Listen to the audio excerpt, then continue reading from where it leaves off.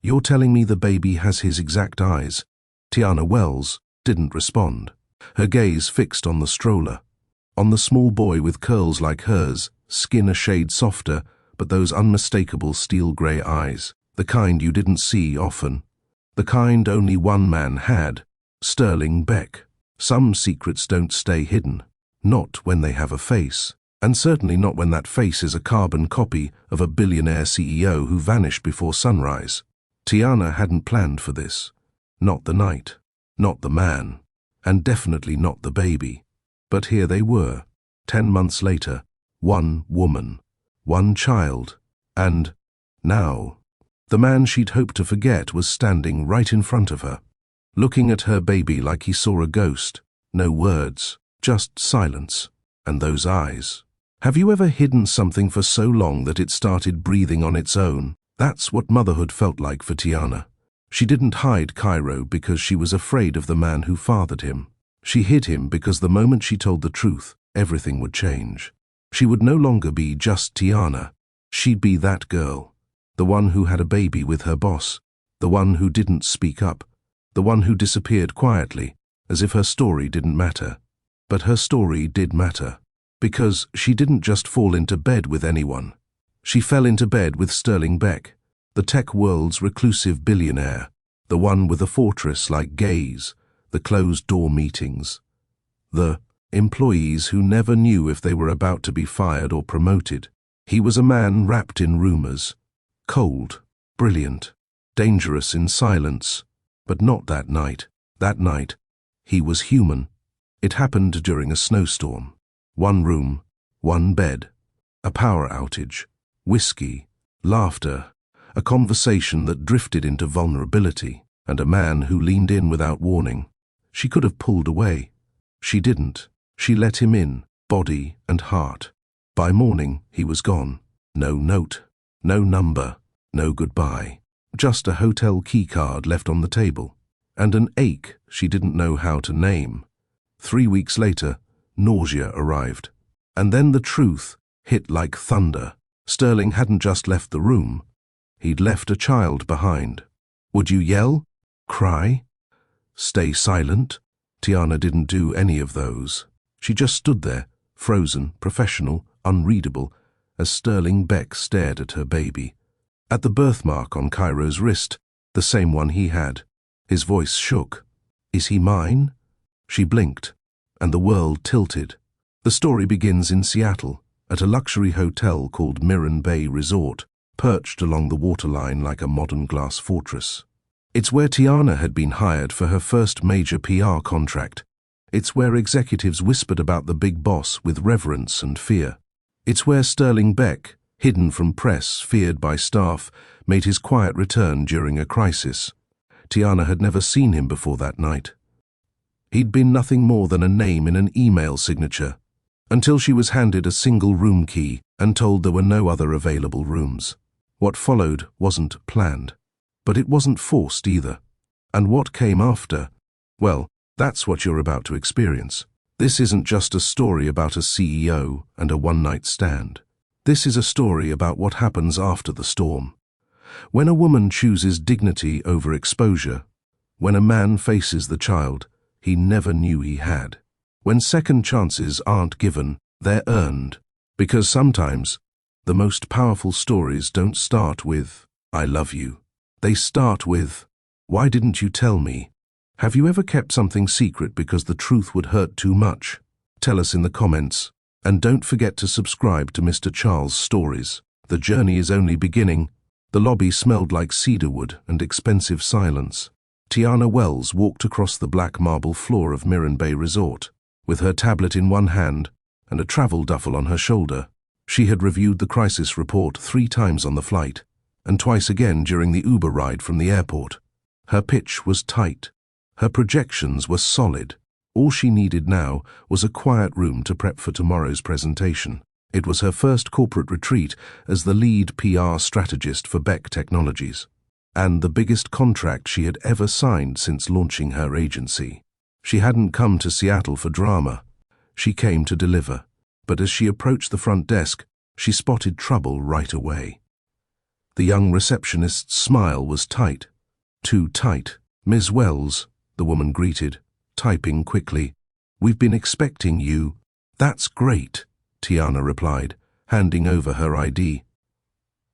"I'll just need 2 hours of silence and an extra set of towels." The receptionist's fingers stalled over the keyboard. "About your room, there's been an adjustment." Tiana narrowed her eyes. "What kind of adjustment?" "There was a reservation error due to the snowstorm. Most of our overflow rooms were double booked by corporate. Unfortunately, you're going to be sharing a suite." Tiana blinked. "I didn't agree to share with anyone." "I completely understand," the woman replied quickly, voice tight. "But due to road closures and flight cancellations, we had no way of preventing the overlap. You've been paired with another executive guest. It's only temporary. You'll be assigned your own room by morning." Tiana folded her arms. "Who am I being paired with?"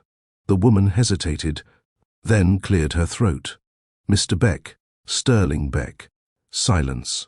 Tiana's lips parted slightly, but nothing came out. The name didn't just belong to the company. It was the company. Sterling Beck wasn't just the CEO.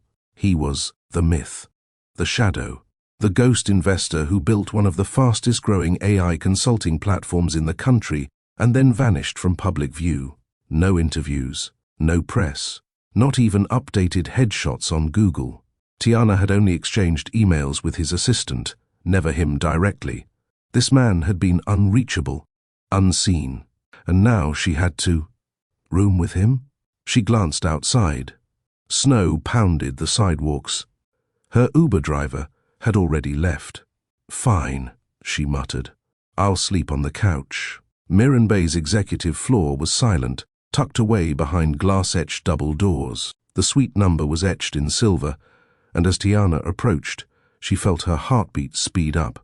She tapped the key card. The door clicked. Soft jazz played from hidden speakers. She stepped in, suitcase dragging behind her, and froze. He was already there. He sat on the couch with his sleeves rolled to his elbows, a tablet in one hand and a glass of untouched scotch in the other. His hair was thick, dark, and slightly tousled, not messy, not perfect. His eyes looked up briefly from the screen and landed on her.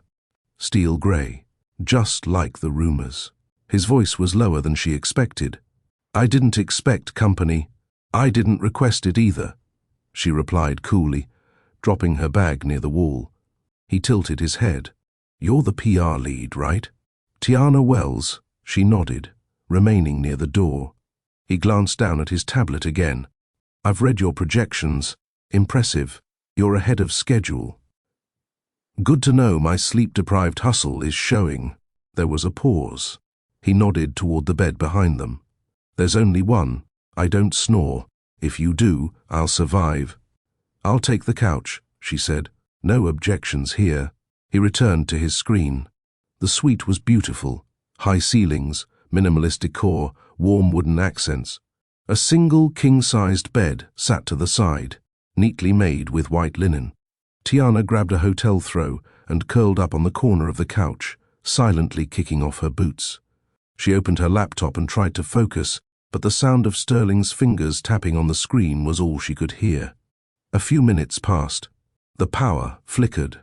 Then, total blackout. Everything shut off. The music. The lamps. Even the heat pump. "Seriously?" Tiana whispered. Sterling reached for his phone flashlight. "It's the storm. Generator usually kicks in after 20. I need to review slides." He handed her a backup battery pack. "Use mine." She hesitated, surprised. "Thanks." He shrugged. "You're the only one keeping my company from looking like amateurs tomorrow. I can't afford for you to crash." She connected the charger. And then, quiet. Outside, snow whispered against the windows. Inside, Tiana sat bundled in the throw, scrolling through her deck until her screen blurred. She sighed and rubbed her eyes. Sterling finally broke the silence. "You always work this late?" She looked up.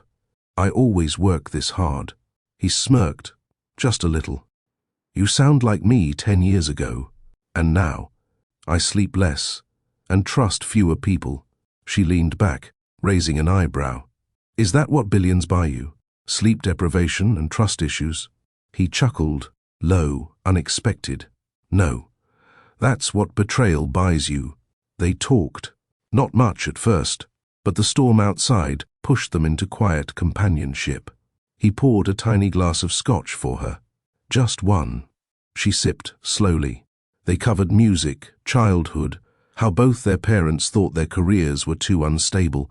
He shared a story about his first failed startup. She told him about building her firm from her car during the pandemic. Somewhere in the lull between laughter and silence, their legs touched. She didn't move. He turned slightly toward her. His eyes studied her face, not in a hungry way, but as if memorizing it. Do people usually talk to you like this? He asked. No, she said. But I don't think you were always this cold either. He didn't answer right away. Instead, he reached forward, slowly, deliberately, and brushed a strand of hair from her cheek.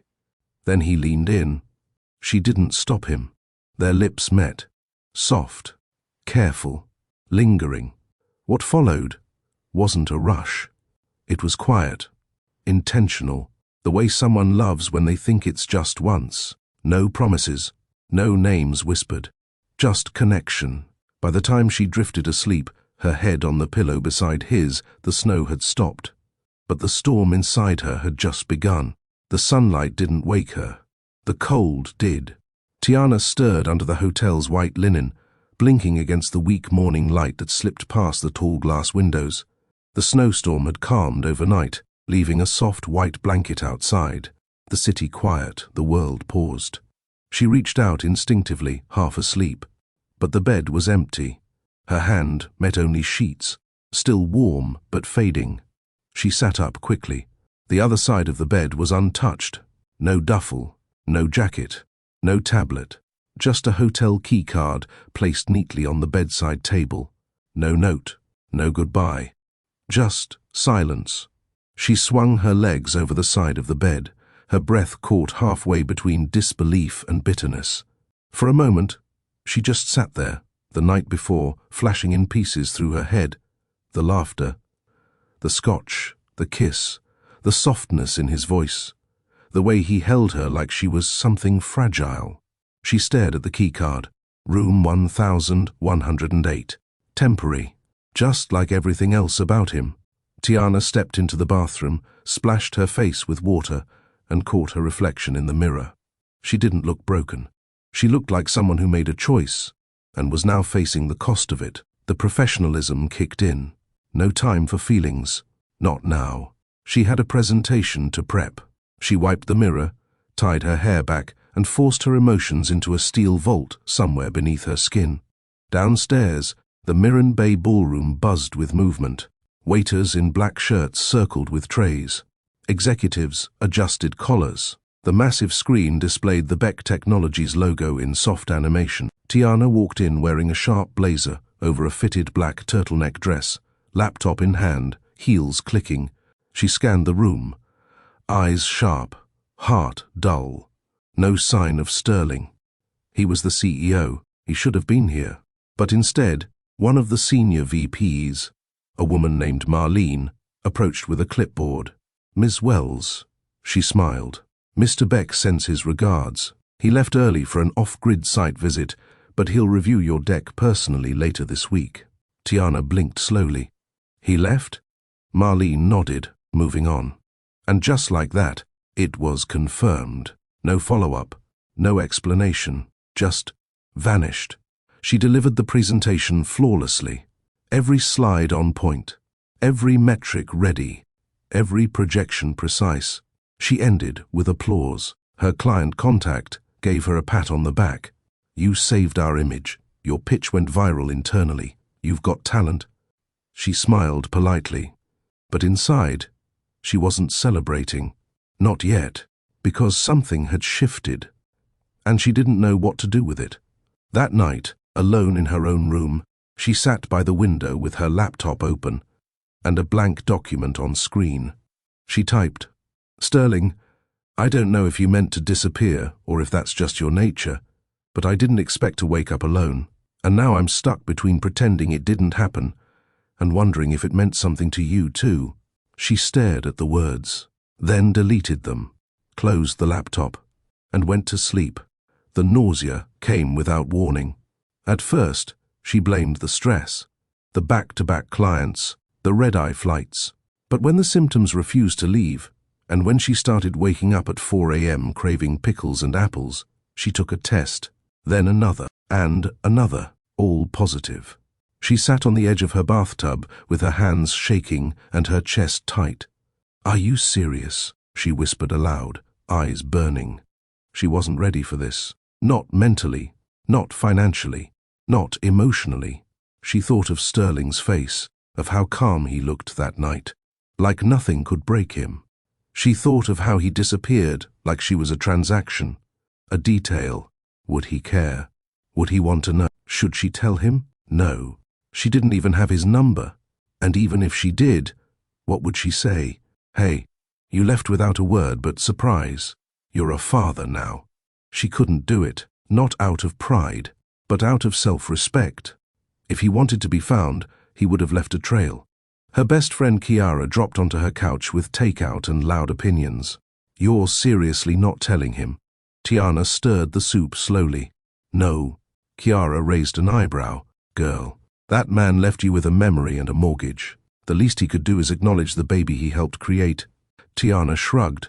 "He didn't promise me anything. He didn't even leave a business card." Kiara folded her arms. "So you're going to be a single mom out of loyalty to a ghost?" "I'm going to be a single mom because I can handle it," Tiana said softly. Kiara didn't respond, just handed her the napkin and hugged her tight. Tiana moved to Tacoma. Smaller city, cheaper rent, more calm.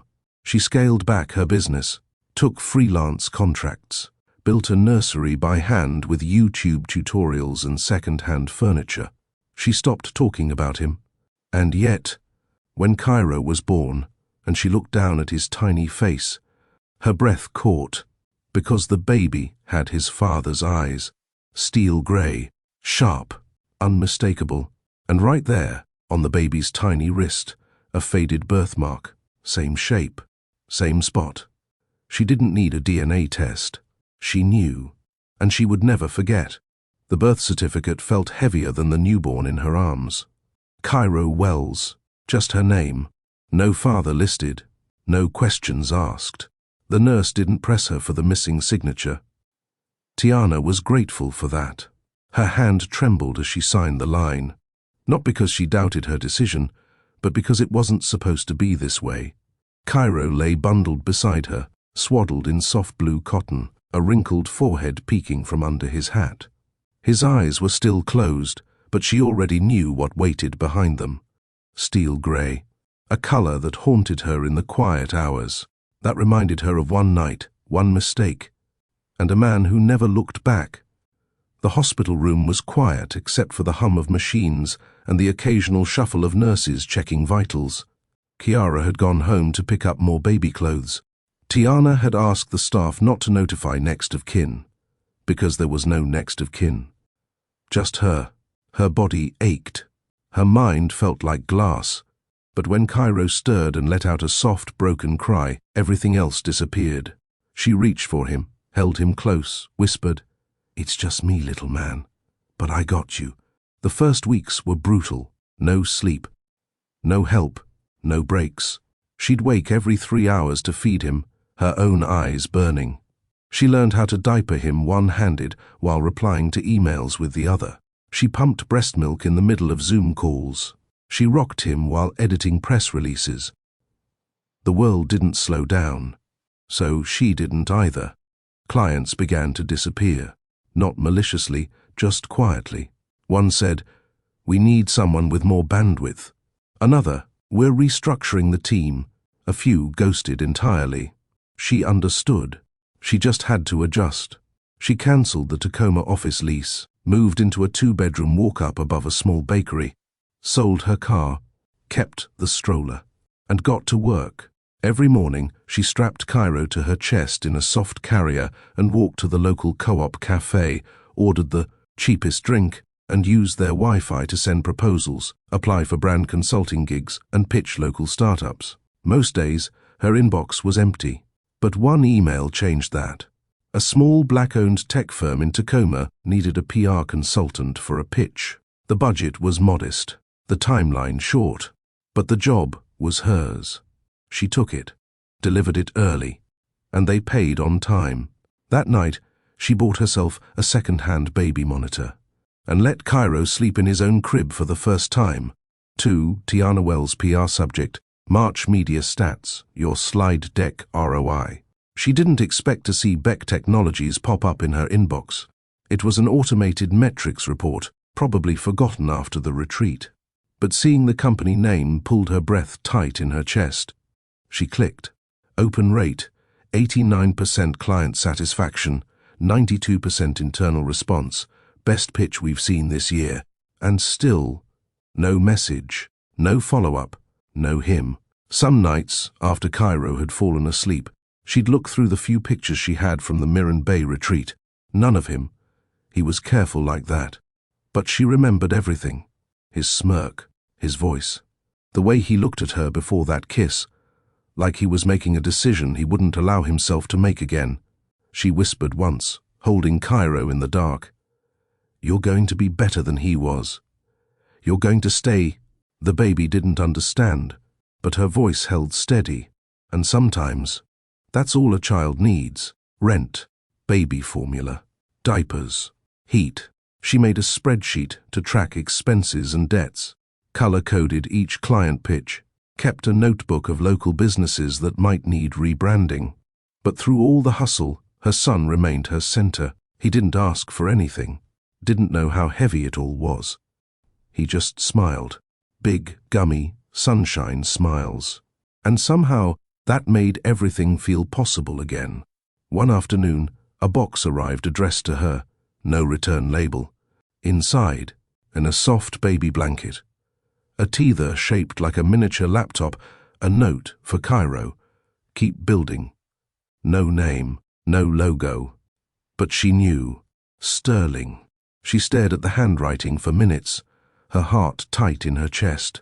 He knew his name, which meant he had checked, or someone told him. But he still hadn't shown up. Kiara came over that evening and found Tiana sitting on the floor, holding the blanket, tears in her eyes. "He knows," Tiana whispered, "and he still didn't come." Kiara sat beside her. That man made a decision the moment he walked away from that bed. Whether he regrets it or not, Cairo is not a mystery. He's a miracle. Tiana nodded. But inside, her faith cracked just a little more. "I want to believe in second chances. I want to believe that someone like Sterling could change.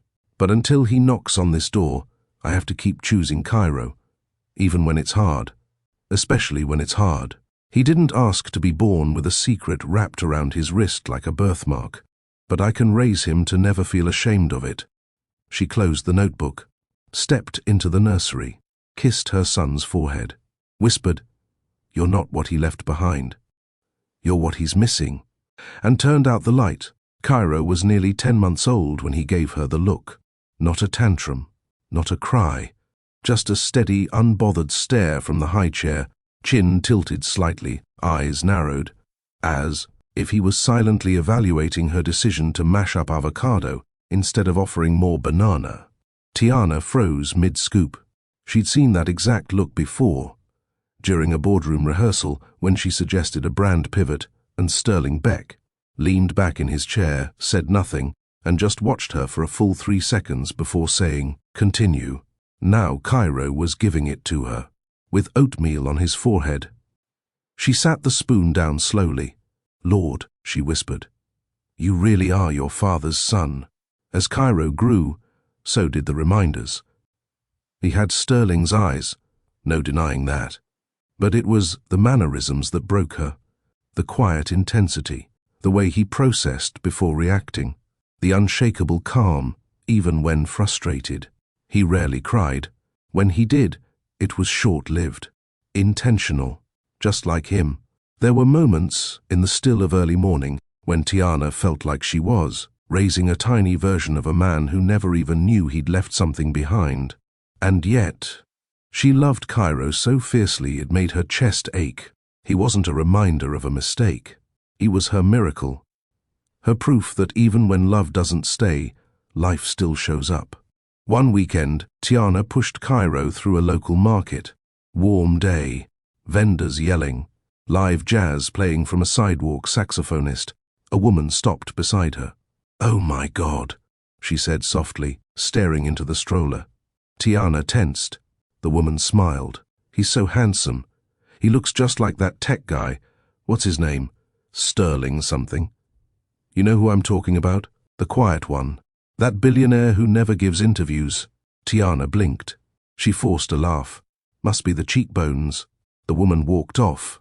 Tiana's hands gripped the stroller a little tighter. She started seeing his name everywhere again, and tech blogs speculating about his reappearance, anonymous quotes in startup funding. Releases whispered sightings in Seattle and San Francisco. But he never called, never showed up, never claimed what was undeniably his. She thought about sending a photo, just one, Cairo in a sweater, holding a rattle, but she deleted the draft message before hitting send, not because she was afraid, because she refused to beg. Some nights she hated him, for disappearing, for touching her soul like it meant something, then vanishing like she was disposable, for not even trying to know the boy who had his heartbeat. Other nights she missed him, his calm, his wit, the way he made her feel visible. She'd whisper to Cairo in the dark, "You're better off. I promise you that." But in her heart, she didn't always believe it. Because sometimes she wasn't sure she believed herself. At 10 months, Cairo started figuring things out. He pulled open drawers, stacked his blocks in color order, even managed to remove the baby gate one afternoon while she was replying to a client email. He was smart, scary smart. Tiana watched him drag a chair to reach his sippy cup from the counter and felt her throat tighten. "That's exactly how he thinks," she muttered. Silent, strategic, no wasted effort. She had pictures taken for Cairo's 10-month milestone. Simple setup, neutral background, light brown overalls and a white shirt. His curls shaped neatly, dimple just visible on his left cheek. The photographer gasped during editing. "Whoa, this kid has serious CEO energy, like a little boss baby." Tiana didn't respond. She just smiled politely and paid the invoice. She printed one copy and framed it in the living room, then stared at it for 10 minutes. Because the resemblance wasn't subtle anymore. It was like Sterling had left behind a blueprint. "You ever think you'll tell him?" Kiara asked one night while folding baby clothes on Tiana's couch. Tiana sighed. "If I ever see him again? Maybe, maybe," Kiara said carefully. "He'll see Cairo first." "And no." Tiana nodded slowly. "That scares me." "Why?" "Because I don't know what I'd do if he wanted to take him." Kiara's voice dropped. "He won't. You don't know that." "I know he didn't want you," Kiara said bluntly, "and that's his loss. But Cairo, that boy is yours. You raised him. You survived all of it. If he comes back now, he better come correct." Tiana smiled weakly. "Thanks." But the fear remained. Every day he becomes more like him. Every tilt of the head, every stare, every quiet moment before Cairo smiles. It's like I'm being watched by a smaller version of a man I haven't seen since that night. I don't know if Sterling would care, but Cairo deserves someone who shows up, not someone who shows up late. And if that day ever comes, I need to be ready. Tiana began documenting everything. Cairo's first giggle, first time crawling, a first time pointing at the screen during a tech commercial with Sterling's name in the credits. She saved it all, not because she planned to share it, but because she might need to. Because if he ever did come back, she'd be able to look him in the eyes and say, "You didn't raise him." "I did." The click of heels against polished floors echoed through the glass. Paneled lobby of the Pioneer Venture Exchange in downtown Seattle. Tiana's steps were sharp, focused, confident. Dressed in a fitted navy blue suit and clean white blouse, her curls pinned neatly at the crown of her head, she looked like every inch the powerful PR strategist she had become again, even if her nights still consisted of diaper changes and lullabies. She wheeled a slim black stroller behind her. Inside, Cairo sat quietly with his pacifier, eyes wide, taking in the sparkling ceiling lights and tall vertical banners with curious, calculating calm. He didn't fuss. He rarely did. Tiana didn't bring him to most events, but her usual sitter was down with the flu, and this pitch was too important to cancel. Her client, a small black-owned software startup called NeuroNode, had spent years building an adaptive language platform for children with speech delays, and now they needed funding. Real funding. Tiana had helped them build the story, shape the brand voice, and design a pitch that told the truth and sold the vision. This was the kind of project she lived for, meaningful, tech-forward, and full of underdogs. She wasn't going to miss it. She stood beside the startup's founder, a soft-spoken man named Elijah, coaching him through final lines as they waited their turn. "Remember," she whispered, adjusting his collar, "you're not just asking for investment. You're inviting someone into a revolution." He nodded, nervous but ready. The stage lights dimmed slightly. The presenter before them wrapped up. They were next. Tiana crouched by Cairo's stroller, brushing her hand over his curls. "You're gonna be good, right?" Cairo blinked, then offered her the pacifier. She smiled. "Thanks, boss man." The pitch was seamless.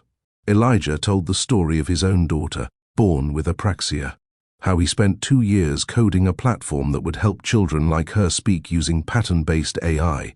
Tiana advanced the slides and handled the audience Q&A like a seasoned political strategist. Every hesitation became a moment of clarity. Every skeptical glance turned into nods.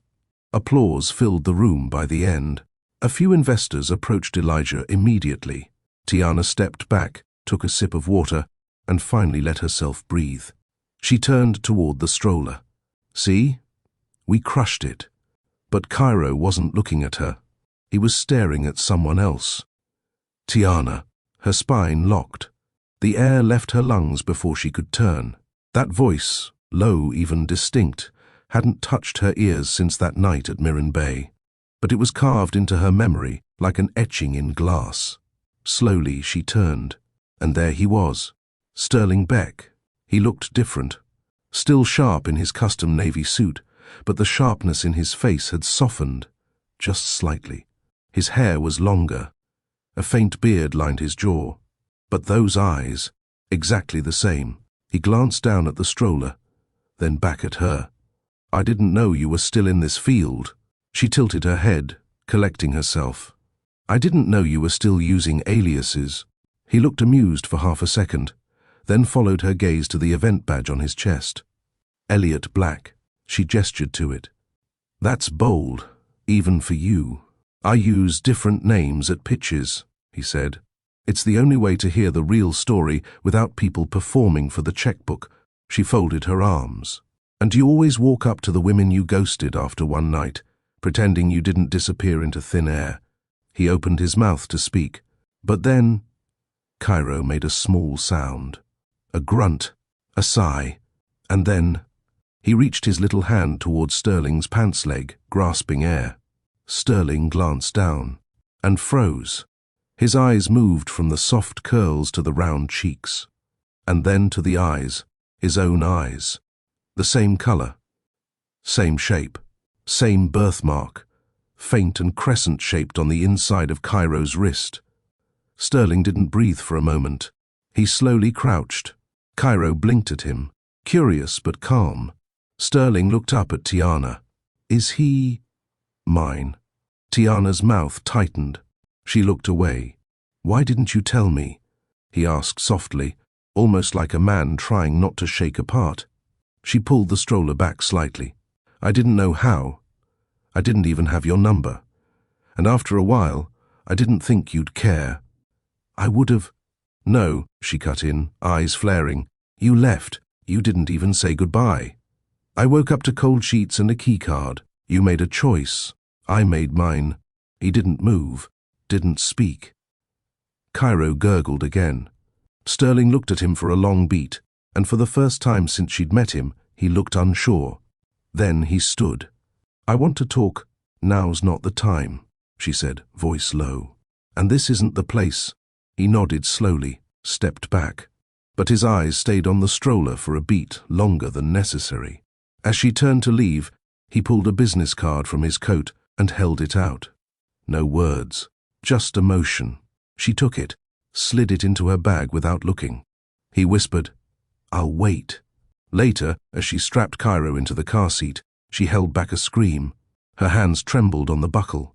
Her breath came in shallow gasps.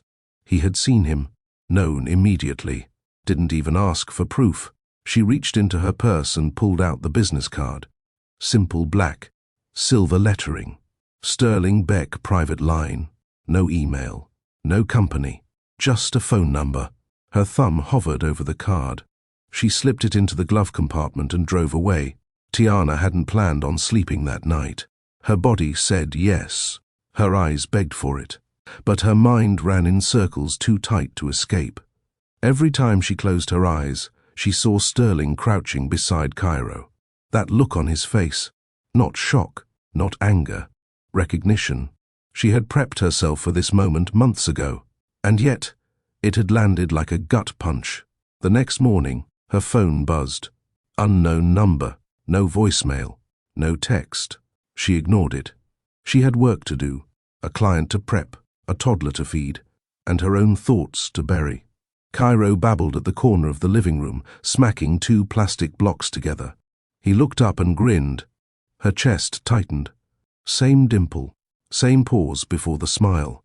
Same man, remade in a much smaller body. Her office was humble, a two-room converted studio above a donut shop in Tacoma. The walls were painted soft grey, accented with white trim and brass fixtures she had installed herself. Her desk sat in front of a wide window with a skyline view blocked mostly by power lines.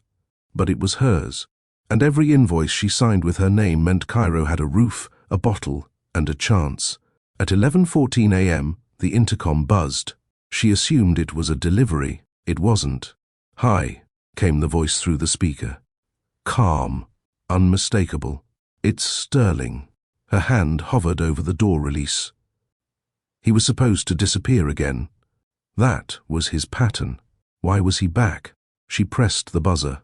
He stepped in, wearing dark jeans, a blazer, and carrying a cardboard tray with 2 coffees and a brown paper bag. She raised an eyebrow. "You come bearing peace offerings now." He placed the tray on her desk. "I didn't want to come empty-handed. I don't drink mystery coffee." He lifted one. "Yours is black, 1 sugar." "I remember." She stared. "Impressive. I'm a CEO. Remembering details is kind of my thing." She exhaled. Sat down. "You've got 5 minutes." Sterling didn't sit. He stood near the window, hands in his pockets, gaze low. "I didn't know," he said. "Back then, at the hotel. If I had, you would have what?" She cut in, voice flat. "Stayed, texted, claimed me. Please." He flinched, just slightly. "I would have tried," he said. "You had your chance to try. I didn't disappear." "No," he admitted, "but I panicked. I left before I could talk myself into staying." She folded her arms. "And now? I'm not panicking anymore." As if on cue, Cairo let out a soft whine from the corner office nursery. Tiana stood, went to retrieve him, and came back holding the sleepy boy against her shoulder. Sterling stared, not in disbelief this time, in awe. Cairo blinked at the man, reached a small hand toward him again. Sterling stepped closer, slowly. "Can I?" Tiana hesitated. Cairo made the choice. He leaned towards Sterling's chest, arms stretching forward. Tiana let him go. And just like that, Cairo sat comfortably in the arms of the man who hadn't held him until now. Sterling looked overwhelmed. Cairo grabbed his nose. Tiana didn't say a word. Sterling stayed another hour. They didn't talk about the night, not in detail. Instead, he asked about Cairo's sleep patterns, his favorite toy, His first word. Tiana answered. Short, clipped at first, but honest. He likes stacking things. Organized. Precise. Sterling smiled. That tracks. He already figured out how to open the fridge and unplugged the Wi-Fi last week while I was on a Zoom call. He laughed. A soft, low sound. That tracks too. Tiana found herself laughing once. Just once. As he stood to leave, Sterling reached into his pocket and pulled out a small envelope. No strings, he said, placing it on her desk. Just for Cairo. She didn't open it. I don't want money. It's not money, he replied. It's a trust document. I named him as beneficiary. If I die tomorrow, he's protected. Tiana blinked. I'm not trying to impress you, he added. I'm trying to start where I should have started, showing up. Cairo was asleep in her arms again. She stared at the envelope for a long time, didn't touch it, then looked at the stroller where Cairo had first locked eyes with a man he'd never met and still somehow knew. She whispered, I don't know if we can forgive him. But something inside her added, but we'll let him try. The next morning, he came back. Same time. Same 2 coffees. No flowers. No speeches. No expectations. Just Sterling, in jeans, a black coat, and calm determination. Tiana stared at him through the glass door before buzzing him in. She didn't ask questions. He didn't offer explanations. He simply walked in, handed her the coffee, and crouched beside Cairo, who was already sitting on the office floor stacking plastic cups like trophies. Hey, little man, Sterling murmured. Cairo looked up, paused, then grinned. Tiana pretended not to see that part. This time, Sterling brought a small children's book. Brown Bear. Brown Bear, what do you see? He didn't read it aloud. He let Cairo turn the pages himself, babbling as he went. Tiana finished editing a pitch deck and glanced up from her screen. Sterling was lying on the floor in a suit, letting Cairo sit on his stomach like a human beanbag. She tried not to smile. Tried. Why now? She asked quietly one afternoon as he sat across from her while Cairo napped. He looked at her, serious. Because I don't want to miss it. Not a day. Not a moment. She sipped her drink slowly. And what about when it's not cute anymore? When he's 5 and asks why you left? When he's 10 and asks where you were? I'll answer him. And I'll earn my place. Even if it takes years. You can't just parachute in and rewrite the past. I know, he said. But I can stay long enough to help rewrite the future. She said nothing. But inside, the part of her that had slammed the door shut months ago, cracked just enough to let in air. He showed up every day for a week. He bought diapers when she ran out, took Cairo for a stroller walk while she had a client call, assembled a second-hand playpen in her office without asking. No declarations. No, we need to talk. No. Let's get back together. Just presence. And for the first time in months, Tiana wasn't surviving motherhood alone. So you're telling me he's just showing up? Kiara asked on FaceTime that Friday. Every morning. Same time. Like it's his new job. And you're not letting him stay the night? No. You're not holding his hand? No. You're not thinking about that night in the hotel? Tiana paused. Okay. That's a yes. I'm not soft, Kiara. Kiara grinned. You don't have to be soft. You just have to be honest. On day 9, Sterling arrived with a small envelope. Inside were printed photos. Pictures of Cairo. But not ones he took. Ones she had posted months ago on her now inactive business Instagram page. Cropped group shots. A blurred background from a workshop event where she spoke while holding a baby on her hip. I started looking, he said softly, before the auction. I think part of me already knew. I just didn't want to face it. Why now? She asked again. He looked her in the eyes. Because when I saw him, it wasn't about proof. It was about purpose. That afternoon, Cairo had an epic diaper explosion. Tiana froze mid-call. Sterling stepped in. Nope, she said, holding up a hand. Don't even try. You'll screw it up. He raised an eyebrow. Watch me. 10 minutes later, He emerged from the nursery holding Cairo, who was clean, fresh and grinning, with the new diaper on backward. Tiana burst out laughing for the first time in days. "You tried.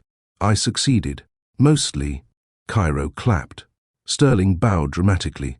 "He hasn't asked for forgiveness. He hasn't brought flowers. He hasn't tried to kiss me. But every time he walks through the door, Cairo lights up. And that scares me. Because it means maybe we were never strangers. Maybe we were just unfinished." The call came from the daycare around 3:16 p.m. "Tiana, Cairo's running a temperature of 102. We've isolated him, and he's resting, but he needs to be picked up immediately." Tiana's pen dropped from her hand. Her chest tightened. Not Cairo, not her baby. She didn't even wait to close her laptop. She grabbed her coat, tossed her phone in her bag, and sprinted down the stairs, skipping the last 3. The ride to the daycare felt longer than any pitch she'd ever presented. By the time she got there, Cairo was whimpering in a dim room, cheeks red, eyelids heavy, forehead damp. His cry when he saw her made her knees go weak. She held him close, whispering into his curls, "I got you, I got you, I got you." But her voice cracked, and so did her composure. Tiana bundled Cairo into fresh pajamas and laid him on the couch, a cool cloth resting on his head. She checked the thermometer again. 100 and 1.6. Still high. Tylenol barely helped. Her eyes darted across the living room like 1,000 warning signs blinked at once. She texted Kiara. No reply yet. She stood frozen in place, breathing too fast. Then came the knock. 3 slow taps. She turned to the door. It was him. Sterling stepped in, saw her face, and said only one thing. "What do you need?" Tiana wanted to scream, "I need you to disappear again so I can stop depending on you," but her mouth refused. She just whispered, "He's burning up." Sterling dropped his bag, walked over, picked Cairo up with such gentle hands, you'd think he'd done it 100 times. "I'll stay," he said. Tiana didn't argue. Sterling sat beside Cairo the entire night. He held a cool rag to his head, rubbed his back in slow, steady circles, whispered soft stories Tiana couldn't even hear. She watched from the hallway, arms wrapped around her chest. Her heart was loud, her thoughts louder, but Cairo was calm, and Sterling was still there. Around 2 a.m., Cairo finally drifted into a deeper sleep. Tiana walked into the room with a second blanket. Sterling was on the floor beside the couch, back against the wall, eyes heavy. "You could have left," she said softly. "I didn't want to. No one asked you to stay. No one had to." She sat beside him. They said nothing for minutes. Just listened to Cairo's breathing. The quiet filled the cracks that words couldn't reach. Then she whispered, "I panicked too, you know. When I found out." He looked at her. "Why didn't you tell me?" "Because I didn't know what you'd do, and I couldn't risk your silence being the answer." His jaw tightened. Not in defense, in shame. "You were right," he said. "I was broken. I thought disappearing would protect you from who I was." She shook her head. "It only showed me who you weren't ready to be." Around 4 a.m., Cairo shifted and let out a quiet sigh, not in distress, just sleepy protest. Sterling reached out, adjusted the blanket, and kissed his forehead. Tiana watched him and didn't stop herself from feeling it this time. Something real, something steady, maybe for the first time. She dozed off beside him on the floor, backs against the couch, heads leaned to opposite sides. Not lovers, not strangers, just 2 people bound by a boy who hadn't asked for perfection, only presence. And this time, he stayed. Cairo's fever broke by sunrise. Tiana checked his temperature for the 4th time in 2 hours, and when the reading finally landed at 98.9, she released a breath so deep it felt like months of pressure left her lungs. Sterling was still there, sitting quietly on the floor with Cairo tucked against his chest. Tiana leaned on the doorway, arms crossed. "I think we survived." Sterling glanced at her, tired-eyed but smiling. "We make a good team." She didn't reply. But she didn't deny it either. Cairo drank a bottle and fell asleep again, this time in his crib. Tiana shuffled into the kitchen and started the coffee machine. Sterling stood behind her, oddly still. "I'll go," he said. "You probably need the space." She looked over her shoulder. "You stayed all night with my sick child. You're not going to ruin that by leaving awkwardly." He raised both hands. "Okay, okay." She slid him a mug. "Cream's in the fridge. I'm not about to forgive you, but I'm not going to freeze you out either." He poured. "That's fair." She scrambled eggs while he sliced fruit. It felt normal, which, for them, was strange. "You always this competent in the kitchen?" she asked. "I grew up with 3 older sisters and a mother who refused to cook. I had no choice." She laughed. "Explains the control freak thing." He looked at her sideways. "Control freak?" She arched an eyebrow. "You label your phone charger cords." He smirked. "Okay, that's fair." The laughter between them wasn't forced. It wasn't loud either. It was the kind that came from old comfort, like remembering something warm from a life you once paused. While Cairo napped, Tiana pulled out a photo album. Sterling leaned in. There was Cairo at 2 months, swaddled, tiny fists curled. Cairo at 6 months, chewing on a stuffed bear.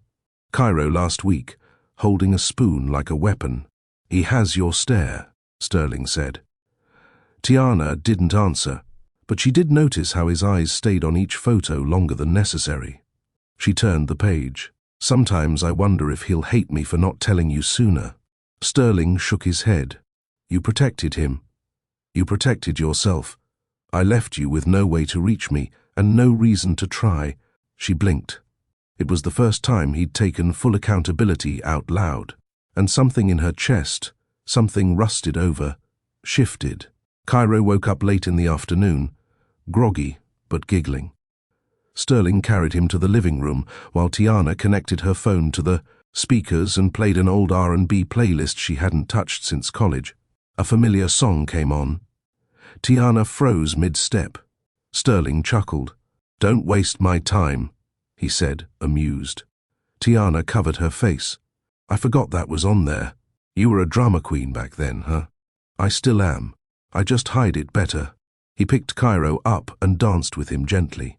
Cairo giggled and drooled. Tiana rolled her eyes. "That's not a real dance move."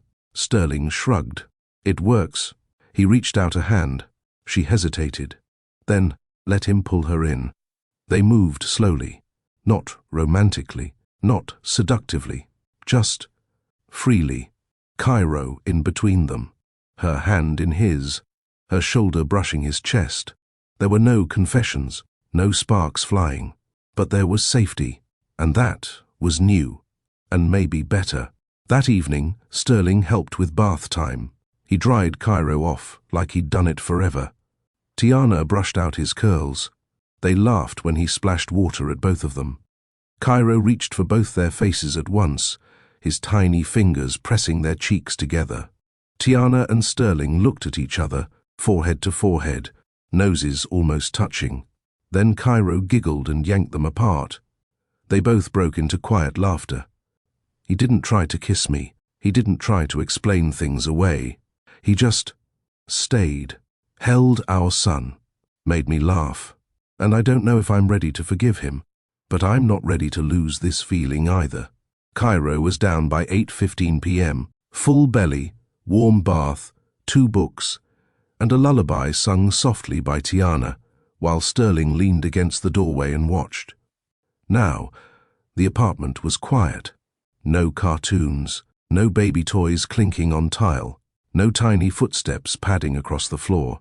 Just the sound of 2 adults, ex-lovers, maybe future something, breathing in the same space. Tiana sat on the couch with her knees tucked beneath her. Sterling sat at the other end, sipping water slowly, the glass almost empty. "You should go," she said quietly. He nodded, but didn't move. "You always say that," he replied. "But you never tell me to." She looked at him. "Maybe I don't know what I want." He set the glass down. "Can I ask you something?" She nodded. That night, before everything, before the mistake, the silence, the pregnancy. "Did it mean anything to you?" Tiana blinked.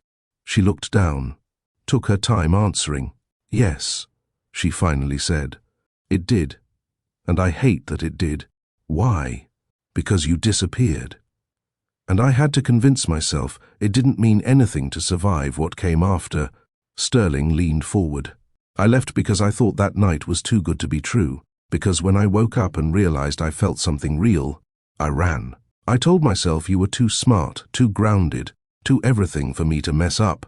She swallowed hard. But you did mess it up. I know, he whispered. And for once, that was enough. He didn't reach for her. Not immediately. Not like that night in the hotel. This time, he looked at her first, waited, let her see his face, open, steady, scared. Tiana shifted toward him. Not all the way, but enough. I don't want to do this because it's convenient, she said. And I won't do it just because you regret what happened. I'm not asking you to forget it, he said. I'm asking you to see who I am now, with Cairo, with you, with myself. There was no rush. When they kissed, it wasn't desperate. It was slow. Tiana's hands rested on his chest, feeling the pace of his breathing. Sterling's fingers brushed her cheek like he was memorizing her again. They undressed in silence, not with urgency, but reverence. His lips traced the curve of her collarbone. Her breath hitched when he whispered her name, Tiana, like it meant something this time. They moved together like they'd done this before, not just physically, but emotionally. They touched, they paused, they spoke between every breath. Are you sure? Yes. Are you safe? Completely. Do you want this? I want you. No pretending. No pretending it was meaningless. No hiding behind the excuse of one night. This was intentional. And when it was over, and Tiana lay curled against Sterling's chest, her fingers tracing the edge of his jawline, he whispered, You gave me a gift. She looked up. What gift? You gave me him, and this chance. And I'm going to spend every day showing you I'm worthy of both. I didn't want to love him again, but love isn't a light switch. It's a choice, and tonight, I chose us. Not out of guilt, not out of habit, but because I finally saw the man he's trying to become. And maybe, just maybe, I can be a part of that. Have you ever had to rebuild trust with someone you still loved? Would you give them a second chance? Or protect your peace instead? Comment your answer below. If you believe people can grow and families can heal like this story, share it with someone who still believes in second chances. And don't forget to subscribe to Mr. Charles Stories. The next morning, Cairo woke up early, full of energy and ready for war, armed with a wooden spoon and one sock. Sterling was already in the kitchen, shirt wrinkled, hair wild, eyes soft. Tiana stood in the hallway, watching him try to negotiate with a toddler who clearly believed the fridge was a jungle gym. Cairo, Sterling warned. If you try to pull that handle again, I'm going to pick you up like a sack of potatoes. Cairo giggled. Sterling sighed. You don't take me seriously at all, huh? Tiana smiled, crossing her arms. You're not exactly intimidating before coffee. Sterling turned around, grinning. Neither are you. There was no discussion about who was staying over, no talk of what last night meant. Sterling simply made 2 cups of coffee and asked where the peanut butter was. Tiana passed it to him without comment. This was the new rhythm, and it was easy. Cairo chewed toast while Sterling cut fruit. Tiana reviewed a media plan with one hand and spooned yogurt into Cairo's mouth with the other. They were functioning like a team, like a household, like a family. But no one said the word out loud. Later that week, Tiana and Sterling took Cairo to the store. It was a simple trip. Diapers, wipes, fruit pouches. Sterling pushed the cart. Tiana carried the list. Cairo babbled nonsense while chewing on a package of baby wipes. A woman passed by and smiled at them. Beautiful family, she said softly. Tiana hesitated. Sterling didn't miss a beat. Thank you. He looked at her like he was asking a silent question. She didn't answer, but she didn't correct the woman either. Sterling didn't just play dad, he became one. He learned how to properly warm a bottle without boiling it, memorized Cairo's nap cues, and knew which corner of the living room floor Cairo always pooped in like clockwork. One afternoon, Cairo fell and bumped his head. Not serious, just a toddler tumble. Sterling scooped him up first, held him close, whispered something Tiana couldn't hear. Cairo stopped crying almost immediately. Tiana watched from the kitchen doorway, something tightening in her chest. It was admiration and fear, because the more Cairo relied on Sterling, the more she did too. "You look different," Kiara said during a visit. "Different how?"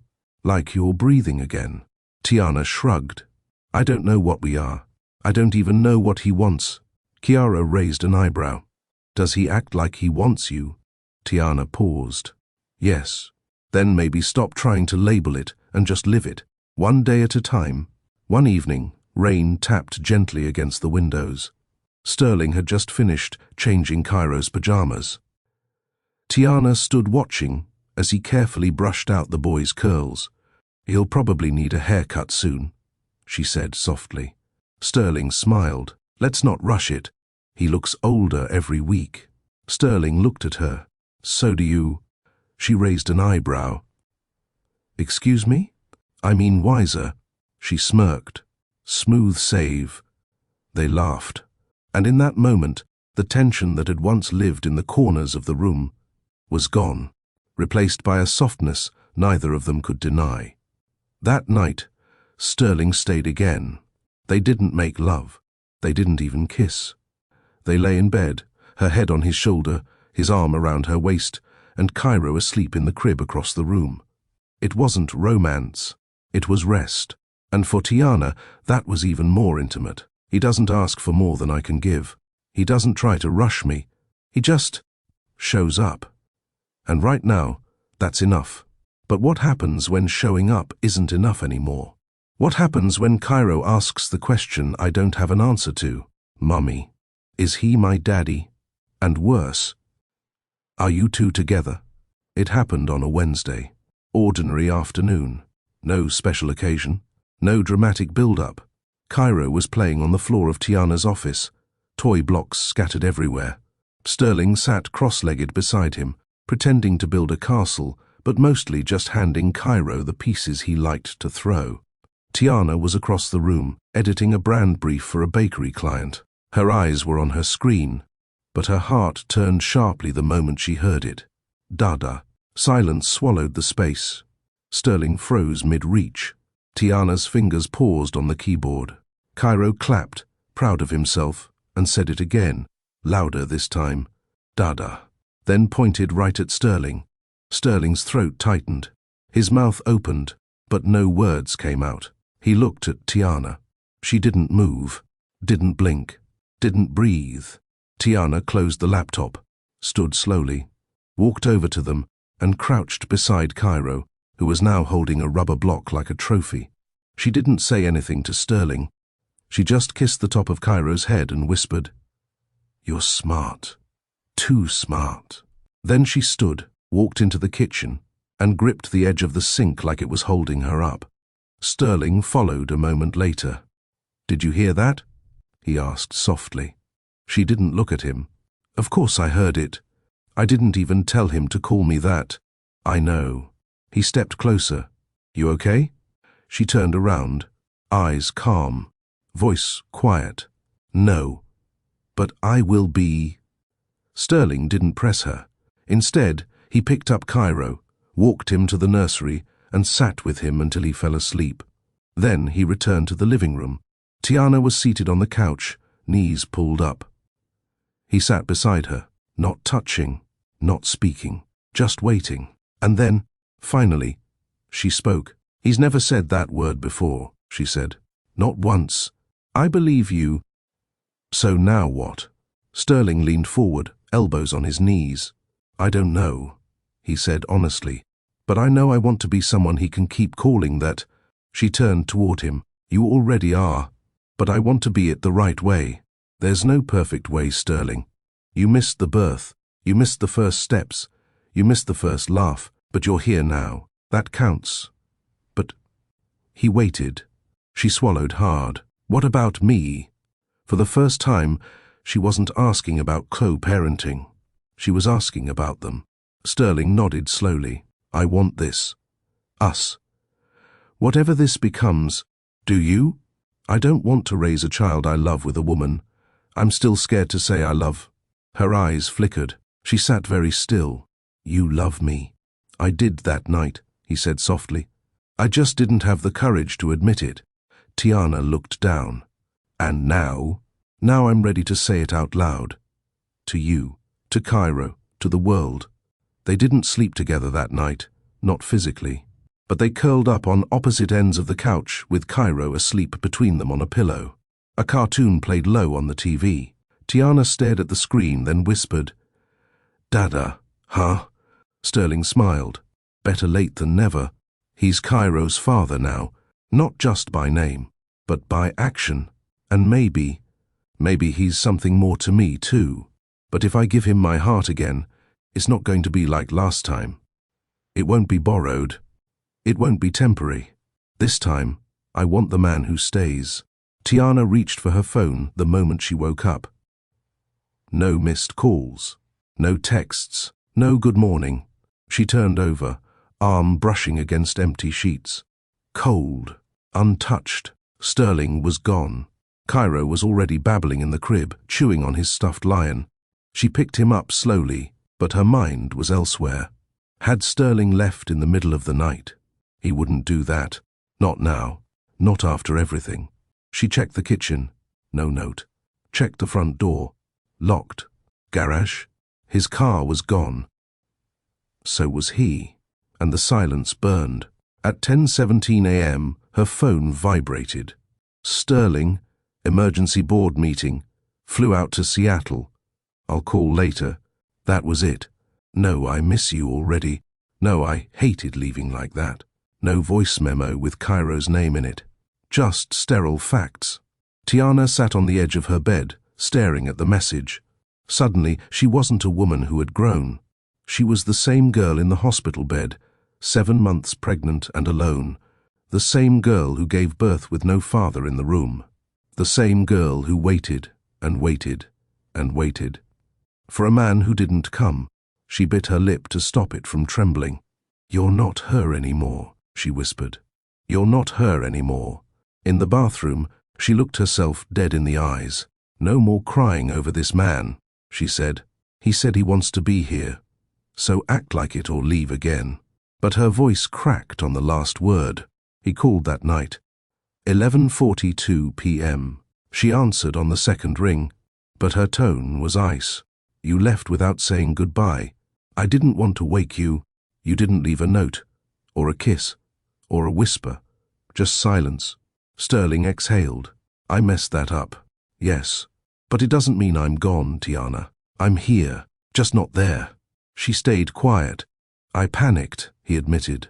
The board was threatening to vote me out. Investors were angry. I was missing calls. I needed to fix it. You could have told me. You're right.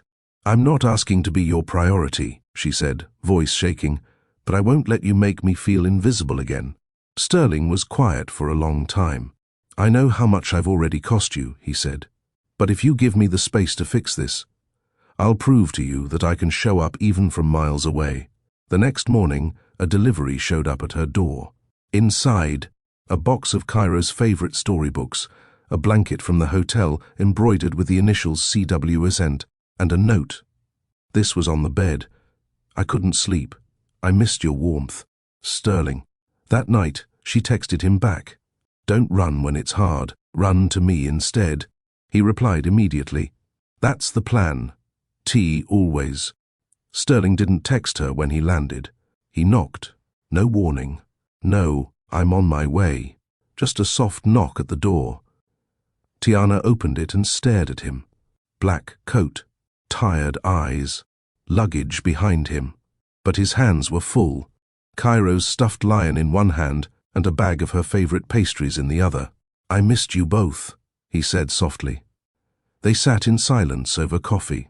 Cairo played on the rug, babbling at his reflection in the window.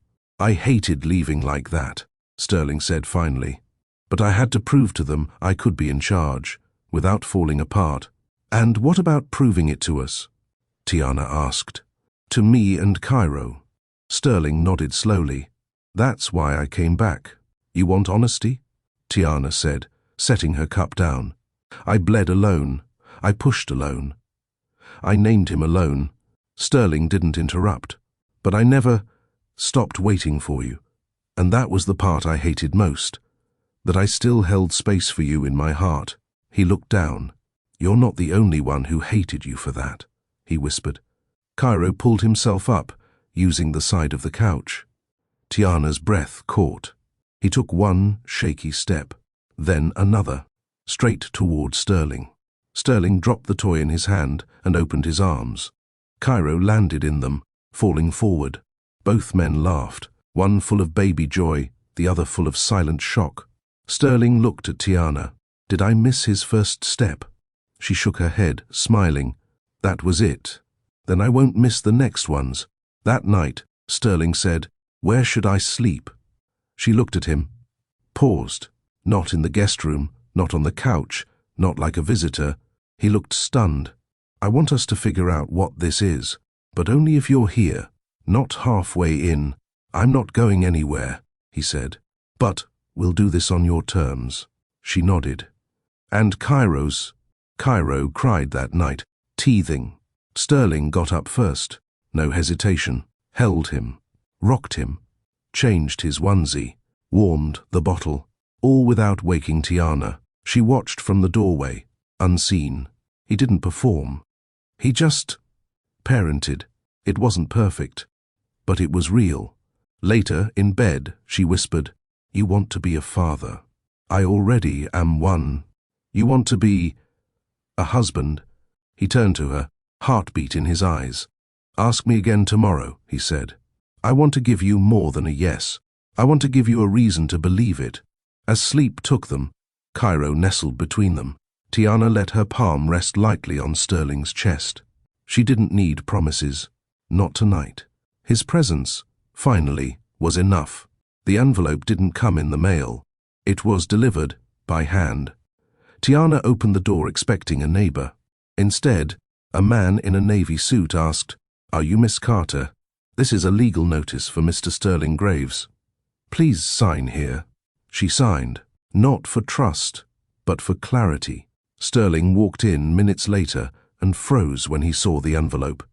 Tell me you didn't sleep with her while we were apart, Tiana said coldly. Her name was Remy Lasker. High profile, trust fund money, luxury branding executive, and very public ex-fiancé of Sterling Graves. The letter claimed Cairo's existence threatened Remy's personal brand. If Sterling didn't confirm paternity through legal testing, she would file a character defamation suit. She wants to make sure Cairo isn't a publicity stunt, Sterling explained bitterly. Tiana stepped back like she'd been slapped. A stunt? Tiana didn't raise her voice. She didn't cry. She just said, You told me you were done with her. I was, Sterling said. But I didn't erase our past. I left things messy. I was weak. I let her feel like there was still a thread. Tiana folded her arms. And now she wants to tug it and unravel everything I built alone. Sterling didn't argue. He drove to the lab with Tiana and Cairo the next morning. Cairo giggled in the back seat, unaware that a cotton swab would soon decide whether his father deserved to call him son. Tiana held his hand tight the whole time. Not for him, but for Cairo. I'm not afraid of the truth, Sterling said quietly. You're not. But I'm afraid of the circus that follows it, she replied. 2 days later, the headline read, Sterling Graves, secret baby or PR plot. Fiancé breakup timeline raises eyebrows. Tiana slammed her laptop shut. I didn't sign up for this, she muttered. You didn't sign up for me either, Sterling said. But you still opened the door. Cairo crawled toward them with his lion in hand. A reminder, innocent and pure, of what was real. Sterling's publicist called in a panic. Damage control. We need an official statement. Family photo. Soft interview. Lean into the redemption arc. Sterling declined. My family isn't a performance. He turned to Tiana. But if you want to run, if this gets too loud, I'll understand. She shook her head. We don't run. We raise. That night, Tiana asked, if the test said Cairo wasn't yours, would you still stay? Sterling's eyes burned, without a heartbeat, without hesitation. Because you love me? Because I love him.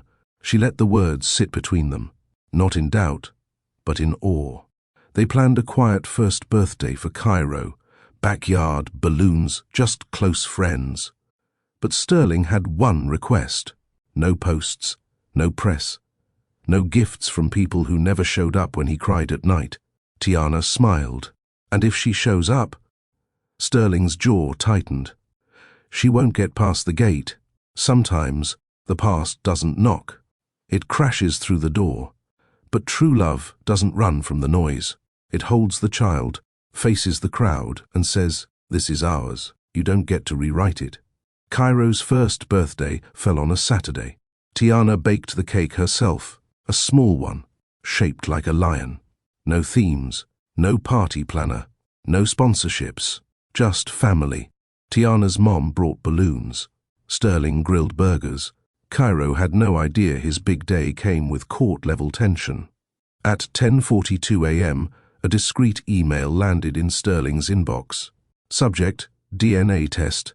Official confirmation result, 99.9999% paternity confirmed. Sterling stared at the screen like it had just rewritten his identity. He didn't cry. He didn't cheer. He walked over to Tiana, handed her the phone and said, he's mine. Science caught up to what I already knew. The party had just started. Tiana was handing out napkins. Cairo was smashing his cake. That's when the sleek black Escalade rolled up outside the house. 3 men in suits stepped out first, then Remy, dressed in cream. Sunglasses, a smug smirk. Behind her, 2 reporters. Sterling, she called. You could have just replied to my messages. Now the world gets to watch how you truly define loyalty. Sterling didn't flinch. He walked to the gate. Calm. Leave. You're not family. You're not invited. Remy pulled out her phone. Live streaming. America, meet your favorite billionaire liar. Father of a maybe baby, refusing transparency. Tiana stepped forward. Transparency? He took the test. We have it. Remy laughed. Send it to the press, then. Sterling's voice dropped low. Get off my property before I press charges. You don't get to hijack my son's birthday for clicks. By sunset, the confrontation video had already hit 1 million views. Sterling Graves shuts down X on camera. The footage of him shielding Tiana and Cairo while calmly demanding Remy leave had fans in awe. Protective dad energy. He chose his real family. He didn't even blink. The tide was turning. And not in Remy's favor. Sterling decided to post a photo that night. No PR caption, just a raw image of him holding Cairo, forehead to forehead, both smiling. Caption, my son. My peace. It broke the internet. Not because of celebrity, but because the moment was undeniably real. Remy's lawyer sent one more notice. Defamation, emotional distress, legal retaliation. Sterling forwarded it to his attorney and wrote back a single sentence. Your client attacked my family with cameras. We're done here. The silence that followed was louder than anything she'd ever said. Later that night, after Cairo was asleep, Tiana sat beside Sterling on the porch. I didn't think I'd get through a year of motherhood like this, she said. You didn't just get through it, he replied. You carried us. Tiana leaned into him. I was scared you'd choose her, because she's easy. Sterling looked at her. She's loud. You're strong. And strength is what I'll teach our son. Cairo stirred in his sleep. Sterling walked in and gently placed the lion plush next to him. You're safe now, he whispered, because your mother didn't fold. And I finally grew up. He looked back at Tiana. This family is my legacy. Not a press release. Not a deal. Us. Tiana leaned into the breeze as the car climbed through the sun-drenched hills of Walla Walla. Vineyards rolled past in neat green rows, and she finally let her shoulders relax. No assistants, no schedules, no phones. Just her, Sterling, and Cairo, finally sleeping peacefully in his travel car seat after fussing most of the drive. "You look like your brain's still back in Seattle," Sterling teased, gently, one hand on the wheel, the other reaching to squeeze hers. "I'm trying to believe this is real," she murmured. "It is," he said, "and no cameras, no press, no one watching us. Just wine, stars, and you." The vineyard estate belonged to a friend of Sterling's who owed him a favor. A weekend alone had sounded like a fantasy when he first proposed it, but now that they were here, it felt like the world had finally slowed to their rhythm. The estate manager, a soft-spoken woman named May, handed them the keys to the private guest house and pointed them toward a walking path that led straight into the heart of the vineyard. "There's a fireplace inside, wine in the cellar fridge, and the baby monitor connects to every room," May said with a wink. "You'll enjoy yourselves." Sterling carried their bags, while Tiana lifted Cairo out of the car. He blinked up at the bright sky, and then reached out with his tiny hands toward a patch of fluttering butterflies. Tiana smiled. This is what peace looks like. Later that afternoon, they unpacked and walked the vineyard path. Cairo babbled in his stroller, as the couple held hands and tasted samples from the grapevines. Sterling was different here, relaxed, more open. He wore jeans and a loose white shirt. No watch, no phone, no armor. They found a wooden swing tied to a large tree, and Sterling pushed Cairo gently as he giggled. "I never thought I'd enjoy something this simple," he said. "But watching him laugh like this, it changes everything." Tiana nodded. "You're not the man I met in that hotel room." He looked at her. "I never told you what happened after I left that morning." She stiffened slightly. "I was scared," he admitted. "I woke up and saw you sleeping, and I thought, if I stayed, you'd expect more from me than I could give. I ran because I thought love was supposed to be a weakness. But you make it feel like strength." Her lips parted, but she said nothing. "I don't want to run again," he added. "Not from you, not from him." They stood quietly, the air between them filled with truth. That night, after Cairo was put to sleep, they sat by the outdoor fire pit with glasses of red wine. Sterling disappeared for a moment and returned with a small wooden box. Tiana blinked. "Sterling?" No cameras, no fanfare, just me, just us. He opened the box. Inside, a ring, simple, vintage, and beautiful. "You don't have to say yes now, or even tomorrow. But when you're ready, I want you to know I am—" Tiana's throat tightened. She closed the box gently, resting her hand on top. "Ask me again tomorrow. When I've had wine and time to pretend I'm not panicking." He laughed. "Deal." Just as they leaned in for a kiss, a voice called out from the distance. "Well, well. Didn't expect to see you here, Tiana." They turned. A tall, lean man in a designer jacket stepped out from the shadows of the vineyard gate. Tiana's face hardened.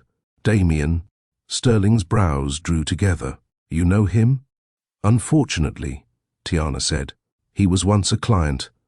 And a mistake." Damien smiled with that arrogant ease Tiana hadn't missed. "You didn't return my messages. Guess now I know why." Sterling stepped forward. "This is private property. You need to go." Damien raised his hands in mock surrender. "Easy, boss. Just saying hello. Didn't realize you were the man she ran to after running from me." Tiana stepped in. "I didn't run. I walked away when I realized you were trying to ruin my name while sleeping in my bed." Sterling looked from one to the other. The energy shifted. Damien smirked. "People talk, Tiana, especially in our industry. Hope you've got a good cleanup strategy if this relationship gets messy." She crossed her arms. "If you came here to threaten me, walk away now. I'm not scared of you anymore." Sterling moved between them. "You heard her." Damien's eyes lingered on the ring box, still on the bench. He chuckled. "Good luck with that." Then he walked away, back into the night. Tiana sat down, her hands trembling slightly. Sterling knelt beside her. "Who was he to you?" "The first man I ever trusted with my business and my heart. He tried to burn both." Sterling touched her hand. He doesn't get to hold space in your life anymore. She nodded slowly. Neither do my fears. In the distance, Cairo stirred. They stood together, walked back into the guest house, and for the first time in a long time, neither of them looked back. Chapter 9, Part 2. If you love me, stay. Tiana sat at the edge of the bed, the engagement ring still in its box on the nightstand. The vineyard's peace had long faded into the tension Sterling's voice left behind. He had gone to take a call, saying he needed air, but she knew that wasn't all. Outside, the sun was dipping behind the grapevines, casting amber shadows across the wooden walls of their cabin. Cairo was asleep in the other room, safe and unaware.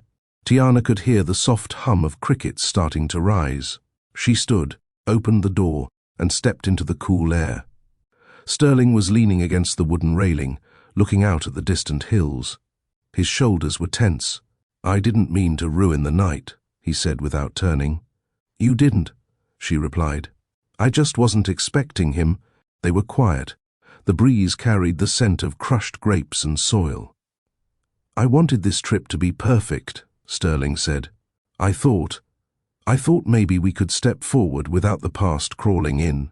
You can't always control what shows up, Sterling, but you can choose how you react. He turned to face her then. So, what's your choice, Tiana? She looked at him for a long moment. You said something earlier, that I was your clarity, but I need to know something before I say yes to this ring. Anything? If your investors tell you I'm a liability, if Cairo somehow makes headlines, will you still choose us? He walked over slowly, placing his hands gently on her arms. There's no investor, no shareholder, no scandal that outweighs my family. Her voice cracked. Say that again. You're my family, he said. You and Cairo. She closed her eyes, leaning into his chest. Then stay. Not for a press release, not to fix guilt. Stay, because you love us. Stay through the noise. I'm not leaving again, Tiana. I couldn't if I tried. They stood like that for minutes, letting the sky turn violet above them. Back inside, Sterling laid the ring box gently in Cairo's crib, beside a small stuffed animal. For you to give her when you're old enough to say, Dad picked this. Tiana watched him, eyes misted. I don't need a grand proposal, she whispered. But I need a present man. You have one, he said. Now and always. Later that night, Cairo stirred and began to cry. Tiana moved to rise, but Sterling was already there.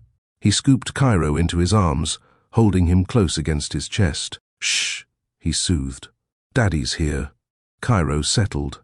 Tiana watched from the doorway, realizing that this was no longer the man who left her in silence months ago. This was a man unlearning pride, unlearning perfection, learning family. She walked over and placed her hand on his back. He turned, kissed her forehead, then her lips. You're doing good, she said. With him, with me. He nodded. I'm learning from the best. Their second night in the vineyard didn't need candlelight or toasts. It was full of bedtime lullabies, tiny socks on the floor, and soft laughter in the dark. Love lived in the ordinary now, and for the first time in a long time, Tiana wasn't scared of forever. Chapter 10. Full Circle. Part 1. The press conference wasn't just a headline, it was a statement, but as Sterling Beck stood backstage, adjusting his cufflinks and glancing at the velvet curtains before him, it didn't feel like a business strategy. It felt like truth finally catching up to the life he now lived. Tiana stood beside him, holding Cairo in her arms. The baby tugged at her earring, oblivious to the significance of the moment. Tiana's nerves were hidden under a calm expression, but Sterling could feel them radiate from her body. I still can't believe you're doing this, she whispered. Sterling leaned down and kissed the top of her head. If I'm going to be the man you and Cairo need, it starts with telling the world the truth.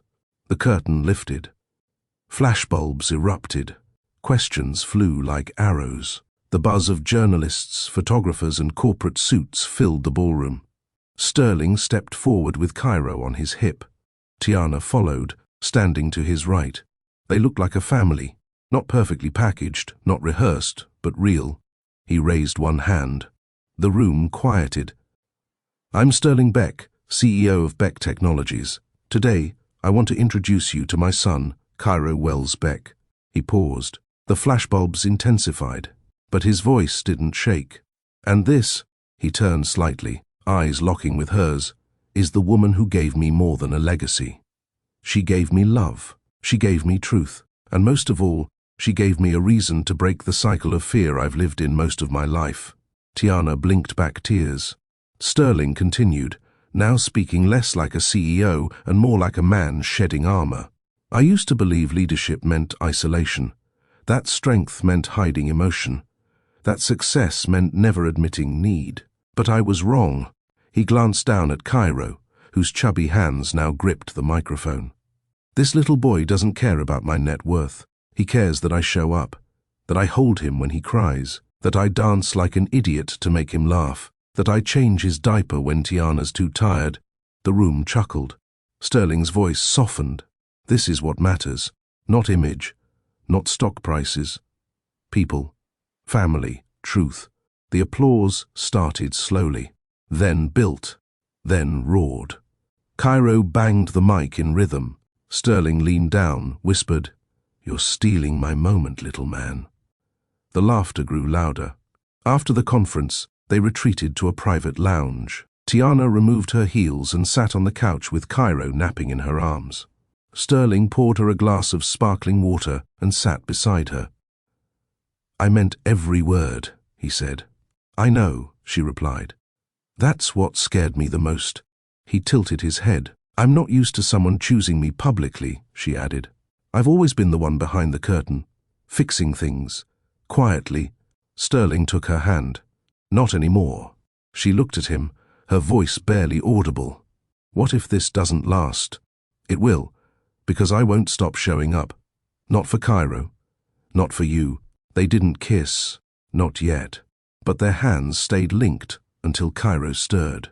That night, they didn't go home. Sterling booked a nearby suite, not out of extravagance, but convenience. Cairo was fussy, Tiana was tired, and none of them were ready to be alone yet. In the suite, Cairo finally settled. Tiana changed into an oversized tee. Sterling wore grey joggers and a plain tee, more man than mogul. They sat on opposite ends of the couch. Tiana looked at him. "So, what's next?" Sterling leaned forward. "I don't know everything, but I know I want you, not as an obligation, not because we have a son, but because I fell for you. That night in the snow wasn't a one-off. It was the start." She exhaled, shaky. "I've been guarding my heart," she admitted. "So have I. But maybe we can lower the drawbridge. Together." Silence lingered, soft, unrushed. Tiana moved closer. Cairo stirred in his crib, but didn't wake. Sterling opened his arms. She stepped into them. They stayed like that, skin to skin, truth to truth, until the silence said everything they were too scared to voice. Morning came with sunlight and baby babble. Sterling woke to Cairo's tiny hands smacking his cheek. "Good morning to you too," he muttered, groggy. Tiana laughed from the bathroom. It was messy. It was real. And for the first time in a long time, it felt like home. Chapter 10, Part 2, Beyond the Legacy. The press conference had ended, but the ripple effect was just beginning. That night, articles exploded online. Headlines screamed, "Sterling Beck reveals secret son." Others spun stories about Tiana, some praising her poise, others digging for any drama they could find. But inside the townhouse on Spruce Lane, none of it mattered. Tiana was curled on the couch in sweatpants, her laptop glowing in her lap as Cairo slept across her chest. Sterling sat nearby, shirt sleeves rolled up, watching them both with something close to reverence. "We should get out of town," he said softly. "Somewhere quiet, just the three of us." Tiana didn't look up. "They'll still talk. Let them." She closed the laptop and sighed.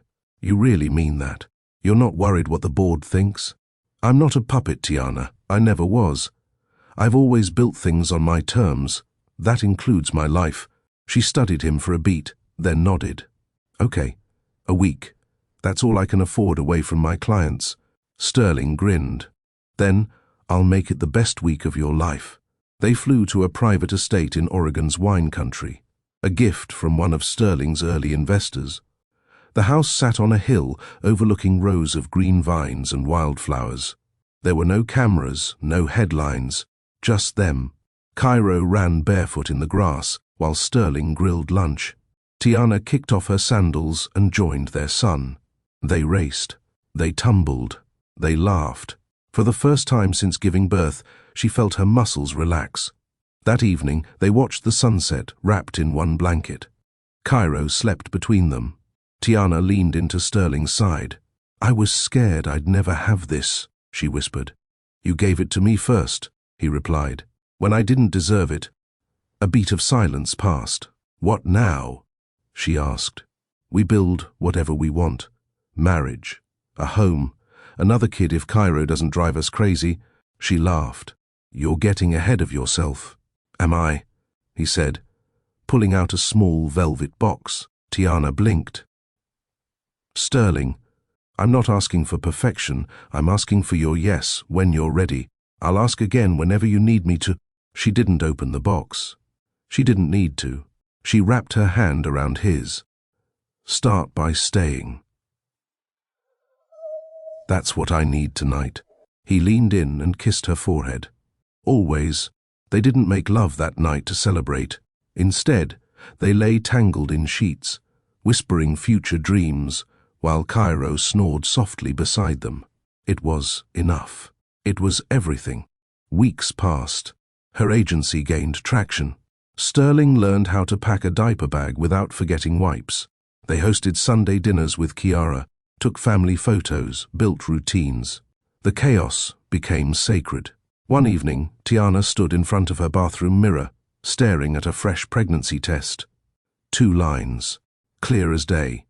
Her heart raced, but not from fear. This time, she wasn't alone. She walked into the living room, held up the test and raised one brow. Sterling's eyes widened, then lit up. "Again?" She nodded. He crossed the room, lifted her off the floor, and spun her gently. "This time," she whispered against his ear, "we do it from the start, together." He set her down, kissed her deeply, then knelt and kissed her stomach. Cairo toddled in, dragging a toy truck, unaware his world was about to grow. Later that night, Tiana journaled beside the window. "I used to believe love came after success, after the job, after the house, after I fixed everything about myself. But love doesn't wait. It walks in during the mess and stays to sweep the floor with you." She closed the notebook.